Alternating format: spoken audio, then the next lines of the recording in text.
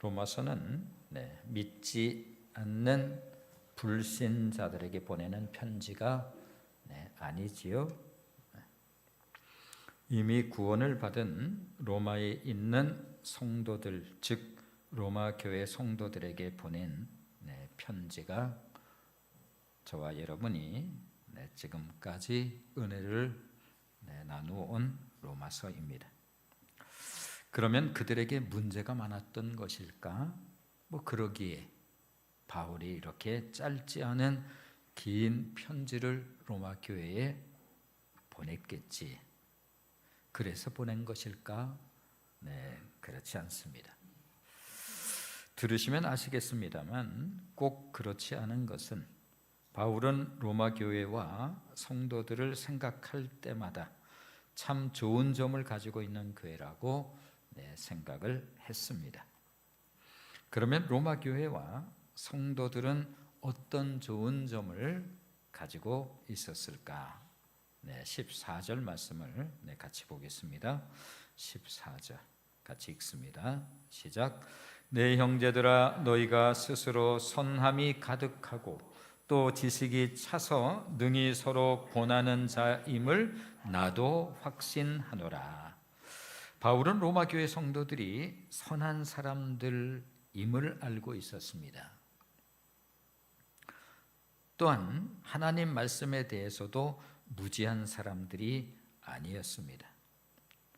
그러기에 서로 권하는 자들로 서로 돕고 위로하며 살아가는 성도들이 로마 교회 성도들이었습니다. 그렇다면 왜 바울은 그들에게 이토록 결코 짧지 않은 편지를 써보냈을까? 스스로 들려주고 있는 것처럼 앞에서 할 수만 있으면 직접 가서 로마 교회 성도들을 직접 얼굴을 마주하고 그들에게 전하고 싶은 이 내용들을 형편과 사정이 허락되지 않아서 편지라고 하는 방식으로 배배 집사를 통해서 결코 짧지 않은 거리 그렇게 로마 교회에 편지를 보낸 이유가 뭘까? 자, 15절 말씀을 한번 보시면, 15절 같이 읽겠습니다. 시작. 그러나 내가 너희로 다시 생각나게 하려고 하나님께서 내게 주신 은혜로 말미암아 더욱 담대히 대량 너희에게 썼노니. 로마서 말미에 바울은 자신이 이 편지를 쓰고자 한 이유를 밝히고 있습니다. 이유가 무엇인가 하면 너희로 다시 생각나게 하기 위하여. 이것이 이처럼 바울의 마음속에 사무치게 가지고 있었던 로마 교회 성도들을 향한 바울의 마음이었습니다. 너희로 다시 생각나게 하려고. 신앙생활을 하다 보면 하나님이 주신 구원의 은혜가 너무나 크고 놀라움에도 불구하고 그 감격이 서서히 식어가면서 그 자리에 소위 타성이라고 하는 영적 대적이 자리를 하게 되지요.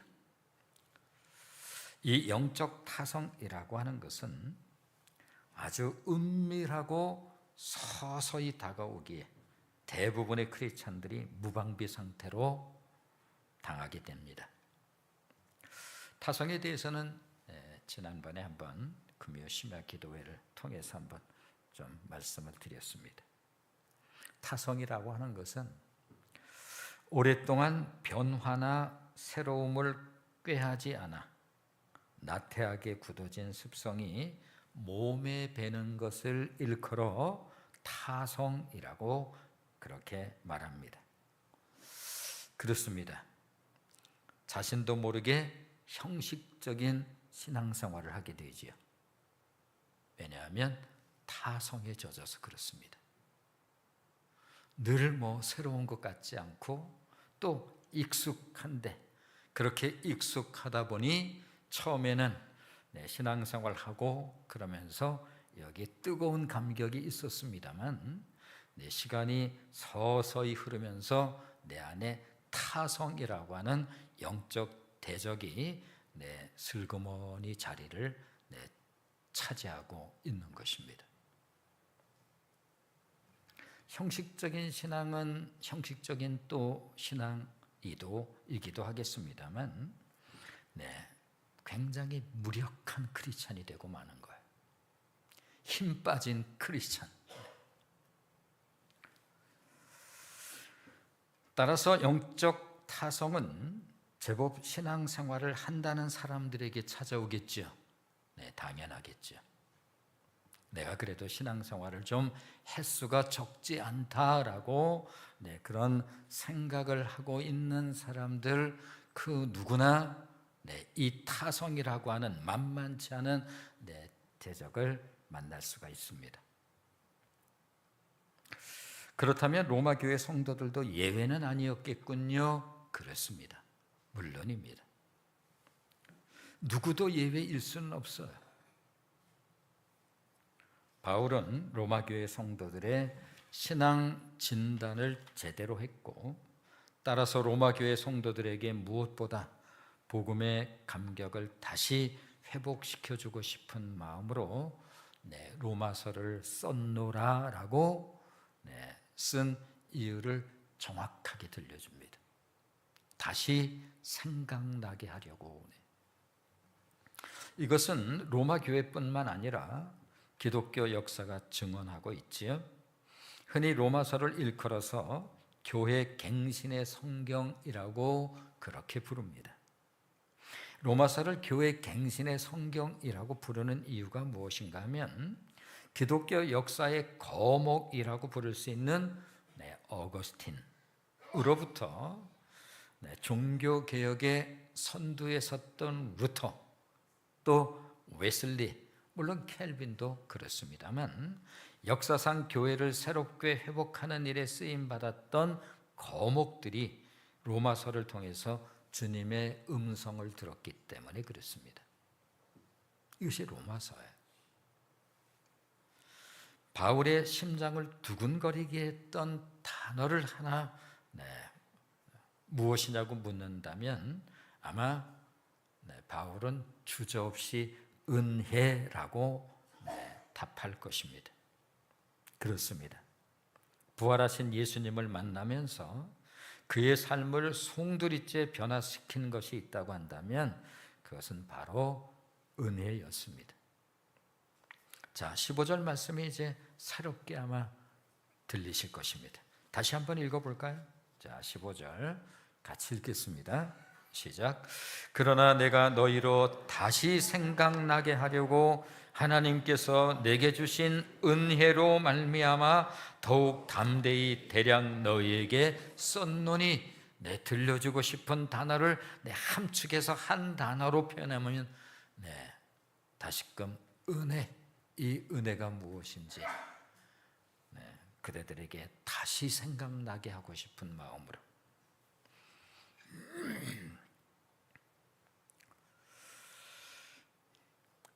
사실 바울은 은혜라는 보배로운 단어를 예수님을 만나기 전에는 몰랐어요. 그러겠지요. 그 누구도 은혜라고 하는 의미를 예수님과 소위 우리들이 인격적으로 하나님을 만났다, 이런 표현을 쓰잖아요. 예수님을 인격적으로 만나지 않으면 은혜가 무엇인지 사실은 몰라요. 은혜라는 단어를 모른다는 뜻이 아니에요. 세상에서도 은혜라는 단어를 쓰면서 사니까.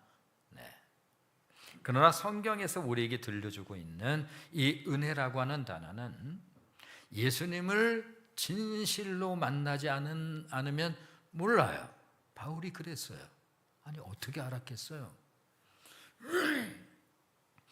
속된 표현으로 자기 자만으로 가득 찼던 인물이 바울인데 그 부분에 대해서 최고였습니다. 이것이 가득 찼어요. 그냥 몸짓에 다 나타나요. 얼굴에 나타나고 표정에 나타나고 몸짓에 나타나고 쓱 아닌 듯 하지만 내 그걸 어떻게 감출 수가 있다는 말이에요. 훗날 고백을 합니다. 내가 한때 율법의 의로는 흠이 없다고 그런 생각을 하면서 살았던 사람입니다. 어깨 꽤 뻣뻣했지요.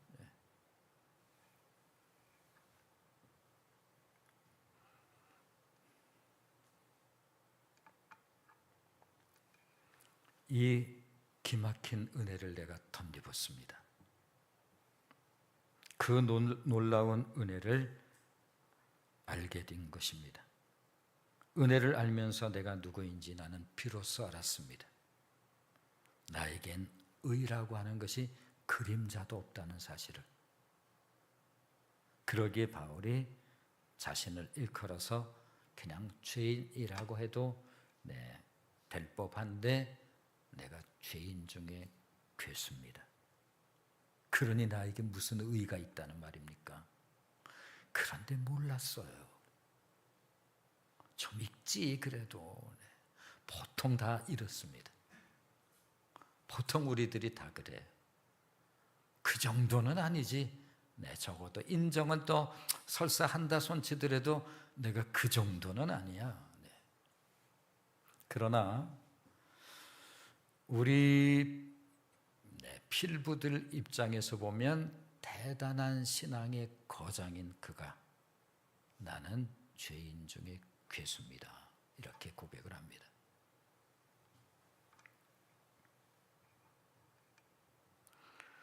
그런 나에게 은혜가 임한 것입니다. 하나님으로부터 임한 은혜가 나를 살렸고 나를 거듭나게 하고 나를 바꾸었습니다. 그는 이렇게 스스로에 대해 고백을 하죠. 나의 나 된 것은 하나님의 은혜입니다. 그러니 은혜 없이 어떻게 내가 존재할 수 있을까요? 나의 자랑은 오직 하나, 나의 주 그리스도 예수입니다. 나의 간절한 소망이 있다고 한다면 이 은혜를 여러분과 다시 한번 나누고 싶은 것입니다. 자, 16절 말씀을 같이 읽어봅니다. 자, 16절 같이 읽겠습니다. 시작. 이 은혜는 곧 나로 이방인을 위하여 그리스도 예수의 일꾼이 되어 하나님의 복음의 제사장 직분을 하게 하사 이방인을 제물로 드리는 것이 성령 안에서 거룩하게 되어 받으실 만하게 하려 하심이라. 이 놀라운 은혜를 받았는데 이 은혜를 어떻게 전하지 않을 수 있다는 말입니까? 생각해 보십시오. 만일 저와 여러분이 이와 같은 은혜를 덧입었다고 한다면, 그리고 그래서 그 은혜를 알게 되었다고 한다면, 아니 무슨 수로 이것을 전하지 않고 살 수 있다는 말입니까? 바울이 고백하죠. 오늘 16절에서 이 은혜는 곧 나로 이방인을 위하여 그리스도 예수의 일꾼이 되어, 여기서 일꾼이라고 하는 것은 사역자라는 그러한 의미예요. 그러므로 은혜 받은 모든 사람에게 따라오는 것이 있는데 그것은 바로 예수의 증인이라고 하는 명찰, 이것이 지워지지 않는 명찰로 우리에 새겨져 있는 거예요. 우리들도 구원의 은혜를 받기 전에는 이 복음의 소식을 전하는 일이 이처럼 긴급한 일이라고 하는 사실을 그렇게까지는 몰랐어요. 주님이 승천하시기 전 지상에서 남기신 마지막 말씀이 바로 이 복음의 증인이 되는 일이었습니다. 이것을 우리는 지상명령이라고 하기도 하고 주님의 마지막 부탁이라고 하기도 합니다. 자, 우리들이 잘 아는 내용이죠. 사도행전 1장 8절로 9절 말씀입니다. 사도행전 1장 8절로 9절 같이 읽겠습니다. 시작. 오직 성령이 너희에게 임하시면 너희가 권능을 받고 예루살렘과 온 유대와 사마리아와 땅 끝까지 이르러 내 증인이 되리라 하시니라. 이 말씀을 마치시고 그들이 보는데 올려져 가시니 구름이 그를 가리어 보이지 않게 하더라. 이제는 지상에 더 이상 머무르실 수 있는 몸은 아니에요. 왜냐하면 예수님의 몸을 가지고는 계시지만 이전 몸이 아니신 영광의 몸체를 가지고 계신 거예요. 원래의 몸. 그러므로 승귀하셔서 원래 자리에 있으셔야 될 영광의 몸을 가지고 계신 분이시기 때문에 이 땅에 무한히 남아 계실 수는 없었습니다. 그렇다면 마지막으로 하실 말씀이 무엇입니까? 이 말씀이 오직 성령이 너에게 임하시면 너희가 권능을 받고 예루살렘과 온 유대와 사마리아와 땅 끝까지 이르러 내 증인이 되리라. 두 단어로 정리가 되겠죠. 긴급성과 중요성. 누구의 일꾼이라고 했나요? 그리스도 예수의 일꾼. 그것은 바울뿐 아니라 우리 모두가 다 그리스도 예수의 일꾼이 되었다고 들려주고 있고, 예수님은 직접 나의 증인이라고 그렇게 말씀을 하셨습니다. 그렇습니다. 은혜 받은 모든 사람들 누구나가 그리스도 예수의 일꾼이 되었고 또한 증인이 되었습니다. 그렇다면 이 은혜의 복음을 전하는 자에게 따라오는 것은 무엇일까요? 그렇습니다. 하나님의 영광이 따라와요.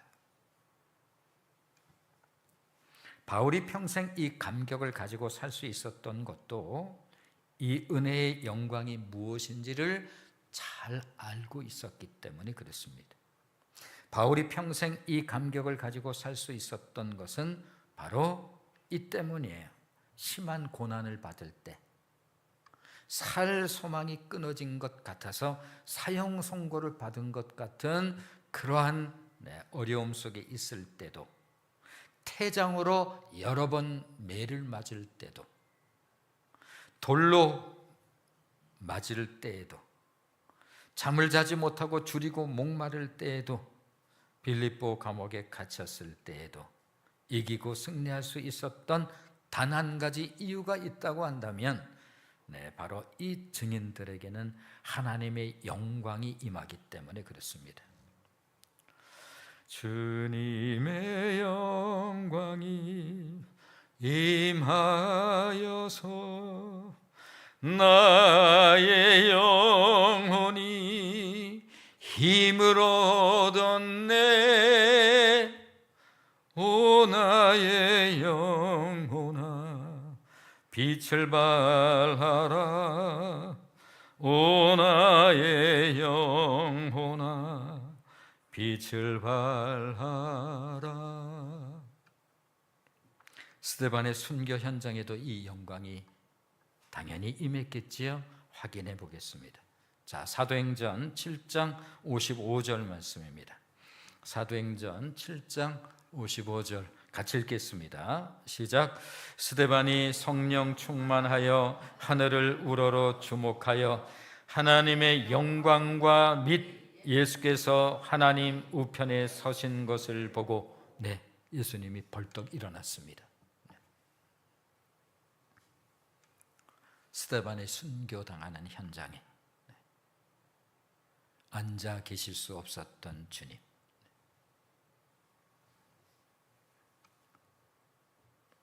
이 직책이 얼마나 귀하고 복된 일이었으면 우리는 찬송가 508장을 통해서 주 내게 부탁하신 일 천사도 흠모하겠네.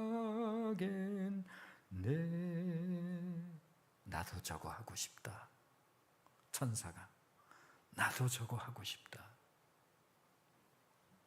화목해 하라신 구주의 말씀을 온 세상 널리 전하세. 천사가 흠모하는 거예요. 나도 저거 하고 싶다 정말. 천사에게 맡겼다고 한다면 훨씬 좀 수월했을는지 모르죠. 그런데 천사한테 맡기지 않습니다. 우리에게 맡겨요. 그것을. 신앙생활이 뭔지를 정확하게 알고 해야 되는데 자꾸 교회 생활을 해요. 신앙생활을 하셔야 돼요. 교회 생활을 하려고 그러면 안 돼요.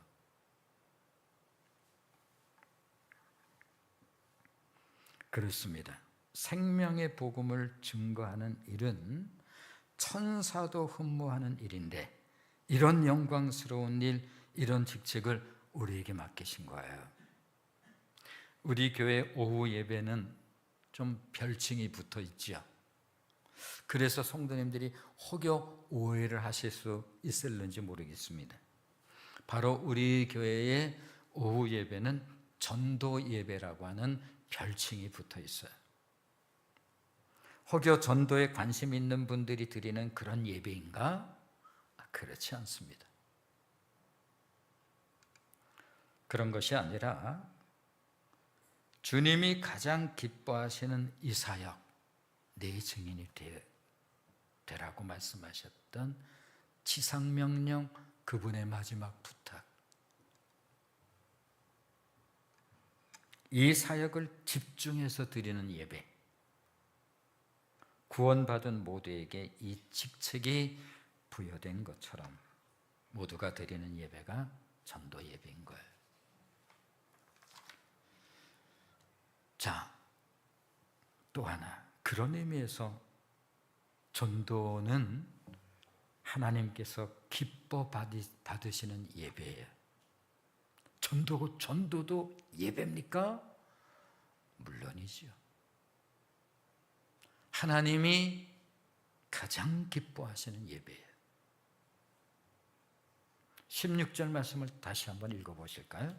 자, 16절 같이 읽겠습니다. 시작. 이 은혜는 곧 나로 이방인을 위하여 그리스도 예수의 일꾼이 되어 하나님의 복음의 제사장 직분을 하게 하사 이방인을 제물로 드리는 것이 성령 안에서 거룩하게 되어 받으실 만하게 하려 하심이라. 네, 그렇습니다. 우리들은 모두 하나님의 복음의 제사장 직분을 받은 사람들이에요. 그리스도 예수의 일꾼, 즉 하나님의 복음의 제사장 직분을 받은 사람들이 우리들이에요. 저도 그렇습니까? 네, 모두가 다 그렇습니다. 예외 없이 진실로 은혜 받은 사람이라고 한다면, 진실로 구원받은 사람이라고 한다면 당신은 하나님의 복음의 제사장입니다. 따라서 제사를 드림에 있어서 제사장 직무는 제물을 하나님께 드리는 직무와 역할이 있어요. 구약에 있어서 제사를 드릴 때 번제물을 가지고 오죠. 짐승을 본인이 안수해서 본인의 죄가 이 짐승에게 전가가 되는 거예요. 그러면 이 제사장은 이 제물을 하나님께 드리는 것이 제사장의 역할이에요. 매우 중요한 역할이에요. 뭐에 있어서? 제사에 있어서 그렇습니다. 예수님은 우리들의 영원한 화목의 제물이 되셔서 이 땅에 제물로 오셨어요. 그래서 세례 요한이 예수님을 향해서 세상 죄를 지고 가는 어린 양을 보라, 제물로 오셨어요. 드려짐의 제물의 목적을 가지고 오신 분이에요.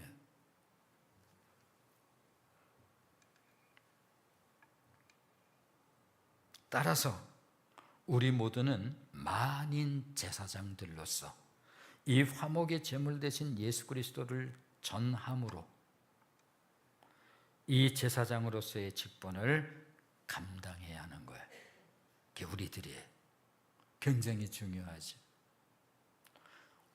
우리들이 어떻게 살았습니까? 예수로 우리는 살 수가 있는 것입니다.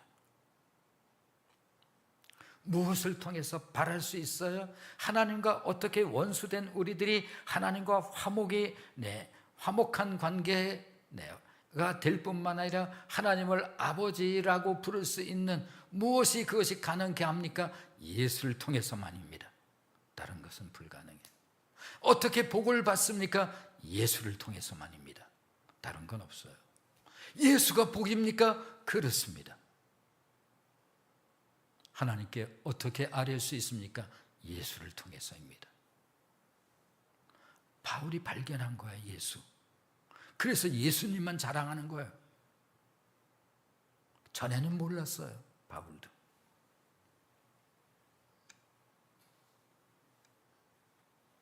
그렇습니다. 전도란 하나님과 원수된 죄인들에게 예수 그리스도의 생명의 복음을 전함으로 하나님과 화해시키는 것, 이게 전도지요. 이를 위해서 예수님께서 십자가에 달려 죽으셨습니다. 그렇습니다. 그렇다면 하나님이 가장 기뻐하는 제물이 뭘까요?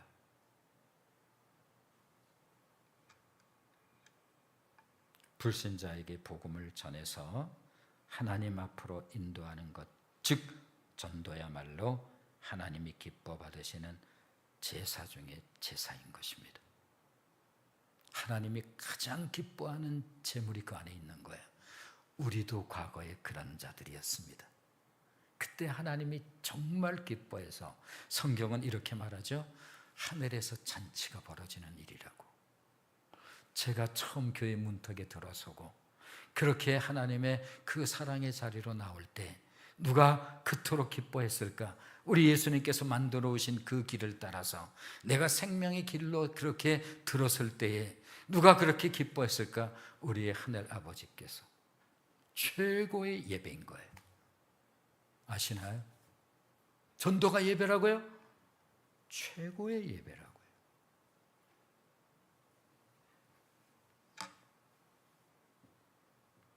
그렇다면 누가 복음을 열심히 전할까요? 하나님께서 나에게 복음의 제사장 직분을 허락하셨다고 하는 이 제사장 의식을 가지고 있는 사람이 전도를 열심히 하겠죠.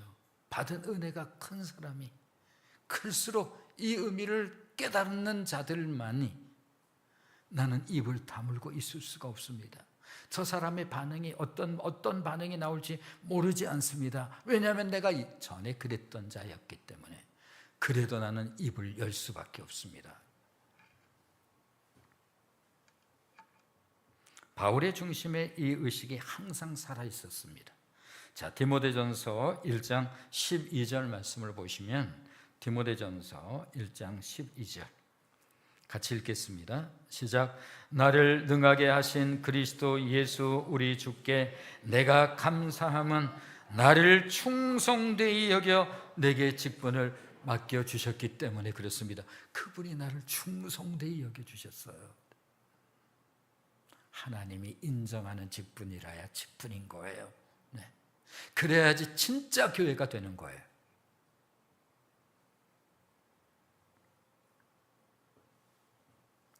그렇습니다. 바울은 이 부르심의 감격을 남다르게 가지고 있었습니다. 주님, 나를 충성스럽게 여겨 이 직분을 주셔서 감사합니다. 눈물이 나는 거죠. 이 은혜의 의미, 하나님의 마음이 헤아려지면, 우리 예수님이 헤아려지면 그 가운데, 그러니 바울이 얼마나 많이 울었을까? 그렇다면 왜 전도가 은혜일 수 있는 것일까? 17절, 18절 말씀을 한번 같이 보겠습니다. 17, 18절 같이 읽습니다. 시작. 그러므로 내가 그리스도 예수 안에서 하나님의 일에 대하여 자랑하는 것이 있거니와 그리스도께서 이방인들을 순종하게 하기 위하여 나를 통하여 역사하신 것 외에는 내가 감히 말하지 아니하노라. 그 일은 말과 행위로. 그렇다면 복음의 능력을 가장 선명하게 경험하는 때가 언제일까요? 복음 전할 때입니다. 왜 복음 전할 때이죠? 사단의 세력이 무엇인가요? 사단의 세력은 불신앙, 즉 하나님을 대적하는 사람들, 이것이 사단의 세력이에요. 우리도 과거에 그랬던 자들이었습니다. 그때는 몰랐지요. 사단이 통치하는 나라 속에서 살았어요. 사단이 통치하는 나라 속에서는 죄악이 왕성하죠, 거기는. 그래서 그런 이야기가 나오면 세상 다 그렇게 사는 것이 뭘. 네, 우리도 과거에 그렇게 말을 했던 아니던 그런 생각 속에서 살았던 우리들입니다. 사단의 통치, 사단의 나라예요. 따라서 전도라고 하는 것은 치열한 영적 싸움의 현장일 수밖에 없겠지요. 당연하죠. 자, 타성이라고 하는 부분을 사단이 얼마나 즐겨 쓰는 무기일까요? 은근히. 처음에는 예수 믿고 좋다고 그랬는데 신앙생활이 이어져 가면서 심드렁할 수도 있고 늘 그런 것 같기도 하고 은근히 찾아오는 게 타성이에요. 근데 신앙생활을 하는데 형식적이죠. 뭐 어쩌겠어요. 거기에 무슨 능력이 있겠어요. 만일 거기에 능력이 있다면 그건 이상한 거죠. 시간이 가면서 그래서 가끔 제가 듣기에는 좀 편치 않을 수 있을는지 모르지만 신앙은 연조가 아니라고 하는 이유가 그런 데 있는 거예요. 전도란 사단의 통치 아래 있었던 나를 누군가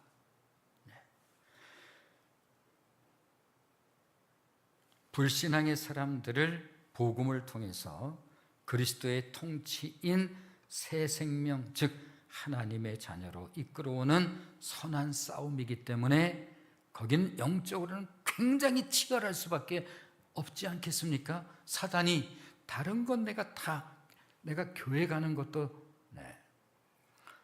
상관없어. 문제는 예수 정확하게 믿지 마. 그런 것만 아니면 상관없어요. 그래서 종종 하는 말이죠. 크리스찬 가운데 구원받지 못한 크리스찬들이 사실은 많습니다. 이런 표현을 하면 우리로서는 조금 불편한 마음이 들긴 합니다만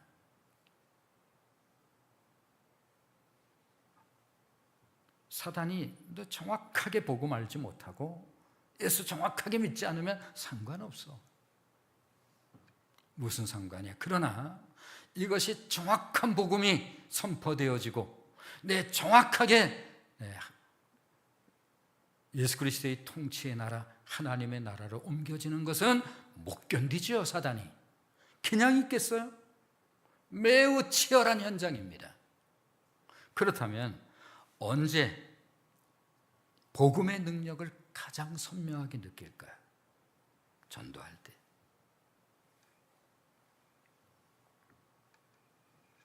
그렇다면 하나님께서 전도하는 사람에게 아무런 능력 없이 복음을 전하게 하실까? 생각해 보십시오. 하나님께서 이토록 중요한 복음을 전하라고 예수님께서 가서 내 증인이 되라고 말씀만 하시고 아무 능력을 주지 않는다고 한다면 그것은 정말 주님일 수 없죠. 그래서 사도행전을 펼치면 증인이 되어 달라라고 하는 이 부탁, 이 명령을 하시기 전에 먼저 하신 말씀이 있어요. 너희는 예루살렘을 떠나지 말고 아버지의 약속하신 것을 기다리라. 요한은 물로 세례를 주었거니와 너희는 몇 날이 못되어 성령으로 세례를 받으리라. 성령이 너희에게 임하시면 너희가 권능을 받고 디나미스, 초자연적인 능력.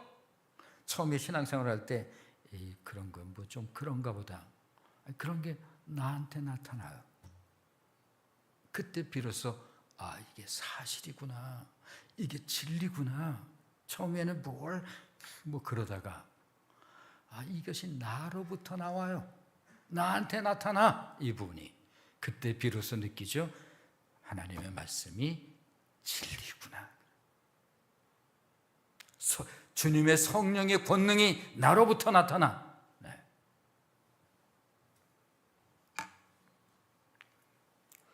그러기에 사복음서를 보면 예수님이 행하셨던 이적과 기사는 모두 복음을 전하는 현장에서 나타납니다.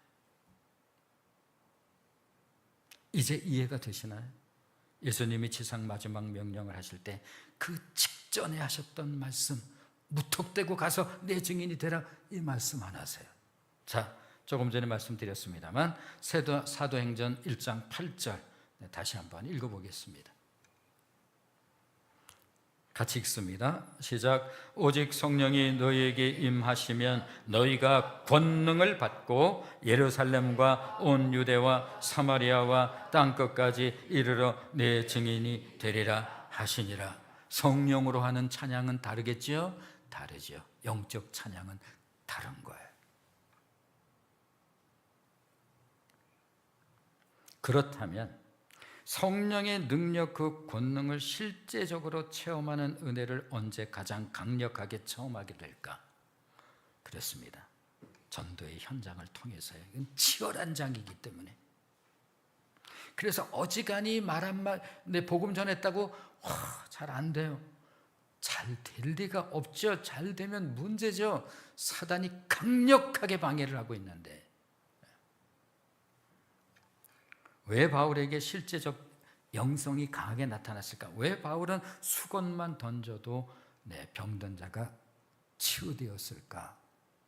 현장들이 복음을 전할 때 지구상 최고의 복음 전도자였기 때문에 그래요. 바울이 강력하게 임하는 거죠. 누구보다 우리의 왕 되신 예수님은 당신의 종들에게 복음 전도의 명령과 함께 그 현장에 필요한 능력을 주시면서 보내십니다. 자, 복음서의 마지막 부분을 마가는 이렇게 들려줘요. 자, 예수님의 지상 명령을 마가는 이렇게 우리에게 들려주는데, 자, 같이 한번 읽어보겠습니다. 마가복음 16장 15절 시작.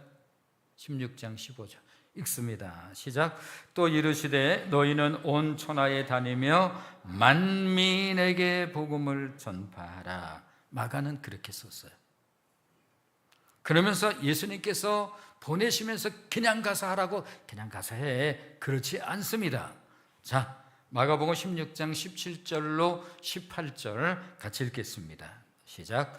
믿는 자들에게는 이런 표적이 따르리니 곧 그들이 내 이름으로 귀신을 쫓아내며 새 방언을 말하며 뱀을 집어 올리며 무슨 독을 마실지라도 해를 받지 아니하며 병든 사람에게 손을 얹은즉 나으리라 하시더라. 하나님 주님께서 이 은혜를 주시고 가서 전하라. 그러므로 복음 전도자에게는 살아계신 주님을 자랑할 만한 이야기들이 많이 있겠죠? 네. 그 치열한 현장에 관한 얘기들이 얼마나 많이 있었겠어요. 제가 가끔 이제 귀신 얘기할 때가 있잖아요. 그것도 경험했으니까 나름대로 제가 많이 그런 얘기만 들었다고 한다면, 자, 귀신 든 자가 있으면 복음의 능력, 예수의 이름이 아주 그 능력이 선명하게 나타나고 바로 나타나는 거라고 제가 이제 가끔 말씀드려요. 물론 제가 경험했던 얘기죠. 귀신 들린 자가 이제 있어요. 우리는 나사렛 예수 그리스도의 이름으로 명한다 그러면 성경에 있는 내용이지 뭐 그러겠지만, 나사렛 예수 그리스도의 이름으로 명한다. 이 더러운 귀신아. 그러면 바로 들어와요. 명령에. 예수 그리스도의 이름의 권능이 바로 나타나죠. 나가라. 그럴 때는 명령하는 거죠. 특별히 복음을 증거하는 이야기로 가득 찬 사도행전을 보면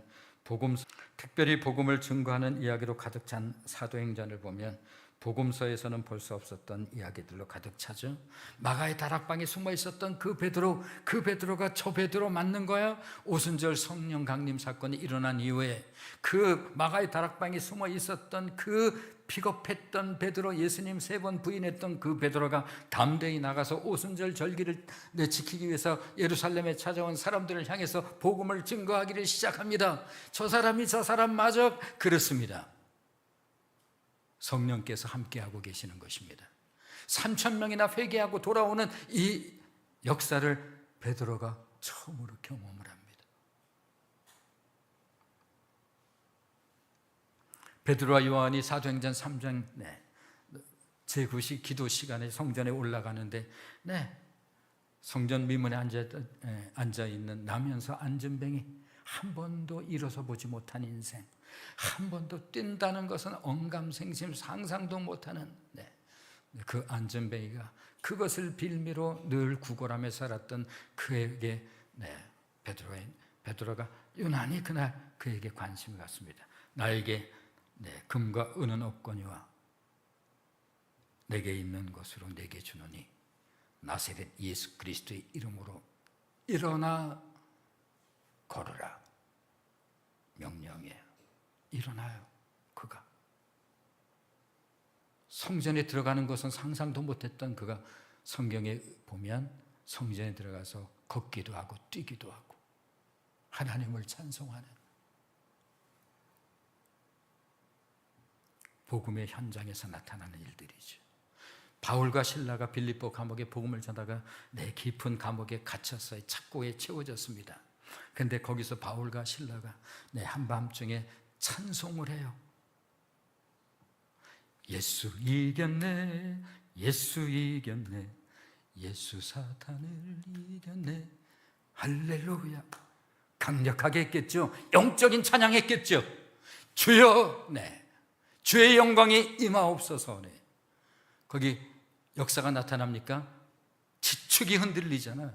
옥문이 열리잖아.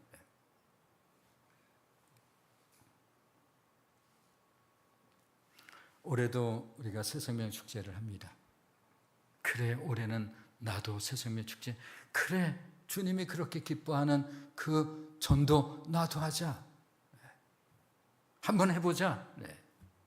기도하시고 여러분들도 올 새생명 축제에는 그렇게 주님께 그 기가 막힌 예배를 드리는 그와 같은 은혜가 있기를 주의 이름으로 함께 소망을 갖습니다. 기도하겠습니다. 자비로우신 우리 아버지 하나님, 은혜와 사랑을 감사를 드립니다. 오늘도 하나님의 생명의 말씀으로 우리를 새롭게 하시고 우리를 강하게 하시고 우리를 하나님의 자녀다운 자녀로 또 세우심을 감사를 드립니다. 당신의 사랑하는 종들을 기억하여 주시고 하나님의 크고 놀라우신 은총과 사랑으로 더하여 주시기를 간절히 소원하오며 예수님의 이름으로 감사하고 기도드립니다. 아멘. 봉헌 시간 갖겠습니다.